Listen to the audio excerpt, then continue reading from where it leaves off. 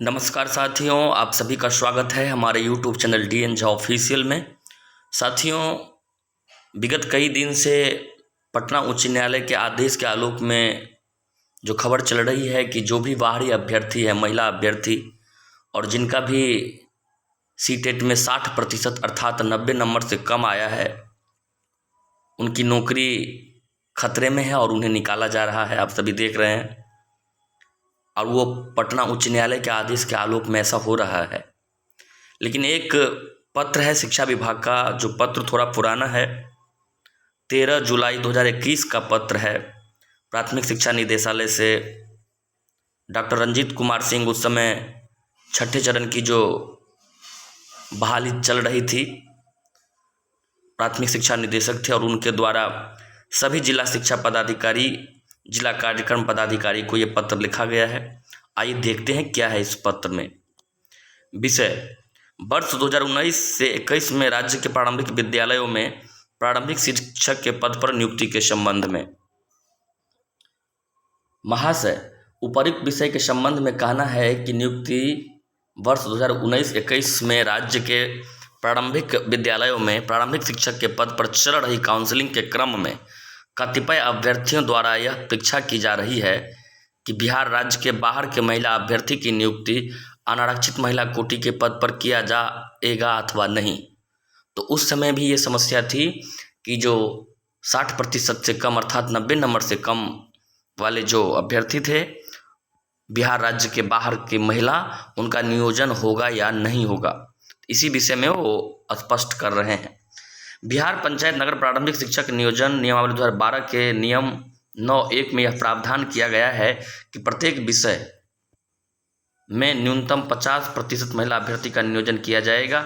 विषम संख्या रहने पर अंतिम पद महिला के लिए चिन्हित किया जाएगा। इस संबंध में दिनांक 3/7/2021 एवं 9/7/2021 को आहूत वीडियो कॉन्फ्रेंसिंग में इस तरह के बिंदुओं को स्पष्ट किया गया था। पुनः उक्त नियमावली के संगत प्रावधान के आलोक में स्पष्ट किया जाता है कि अनारक्षित UR कोटि के पद पर सभी अभ्यर्थियों, बिहार राज्य के बाहर के अभ्यर्थियों सहित, एवं अनारक्षित URF कोटि के पद पर सभी महिला अभ्यर्थियों, बिहार राज्य के बाहर की महिला अभ्यर्थियों सहित की नियुक्ति राज्य अंतर्गत की जा रही वर्तमान शिक्षक नियुक्ति में की जाएगी। तो इस पत्र के अनुरूप अगर देखें तो URF कोटि में, तो बिहार में जो URF कोटि है, अनारक्षित महिला की सीट है, उसमें बिहार के निवासी को तो 5% का छूट प्राप्त है। लेकिन इसमें स्पष्ट किया जा रहा है, कहा जा रहा है कि URF कोटि के पद पर सभी महिला अभ्यर्थी, जो बिहार राज्य के बाहर की भी महिला अभ्यर्थी है, उनका भी नियोजन किया जाएगा। तो इस तरह से ये वैसे छठे चरण नियोजन के समय की बात है, लेकिन शिक्षा विभाग ने स्पष्ट किया है कि URF कोटि के पद पर बिहार राज्य के बाहर की महिलाओं को भी उसी में किया जाएगा, अर्थात जो URF को सुविधा मिला है 55% मार्क्स के आधार पर, उसी आधार पर उनकी भी नियुक्ति की जाएगी। तो अब आगे देखना है कि ये जो अभी आया है प्राथमिक शिक्षा निदेशक का, तो ये पत्र पुराना है, लेकिन अभी हाई कोर्ट के आदेश के अनुपालन में अब आगे किस तरह की प्रक्रिया अपनाई जाती है। अभी वर्तमान में तो आप देख रहे हैं कि प्रत्येक जिलों से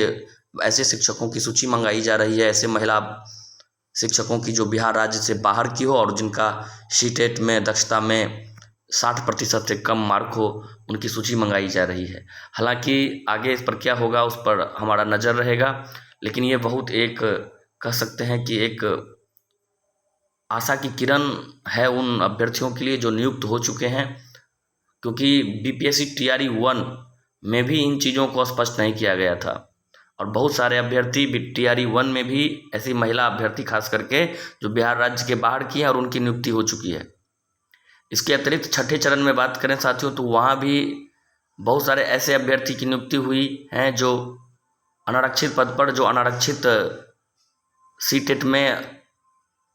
अनारक्षित कैटेगरी से पास नहीं हुए थे, क्योंकि उस समय मेरिट बनाने का जो क्राइटेरिया था वो सीटेट का जो वेटेज होता था, और मैट्रिक, इंटर और जो जिस कैटेगरी के होते थे, अगर वो 6 to 8 में होते थे तो ग्रेजुएशन को भी तीनों का औसत निकाला जाता था और फिर वेटेज अंक जोड़ दिया जाता था। अगर वो 1 to 5 के लिए होते तो मैट्रिक, इंटर और प्रशिक्षण को जोड़ करके उनका औसत निकाल करके और फिर वेटेज अंक को जोड़ दिया जाता था। तो इस तरह से अगर अभ्यर्थी का मार्क्स टोटल मेधांक ज़्यादा बनता था तो वो अनारक्षित पद पर भी वैसे अभ्यर्थी की नियुक्ति हुई है जो सीटेट वगैरह या बिहार टेट आरक्षण की कोटि में पास किए हों। तो आगे देखने वाली बात है कि इस पर क्या होता है, हमारी नज़र रहेगी। तो वीडियो को अंत तक देखने के लिए, सुनने के लिए आप सभी का बहुत बहुत धन्यवाद।